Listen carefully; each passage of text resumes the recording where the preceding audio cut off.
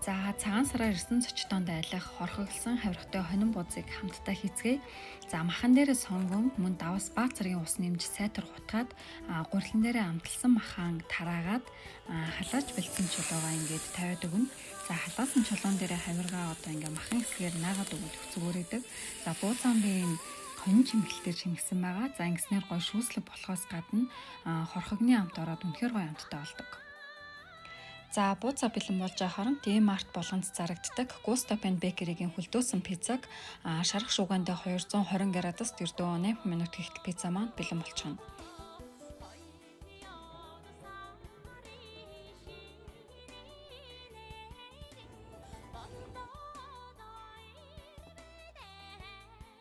За ингээд хорхоглосон хавиргатай хонин бууз маань бэлэн боллоо.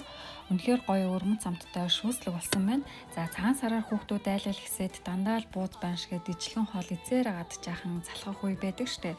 Тэм үед энэ Gusto Pan Bakery-гийн пиццаг хөвчхөл хүүхдүүд их дуртай юм шиг санагдсан. За ингээд бичлэгтэй хамт байсан та бүхэнд баярлалаа.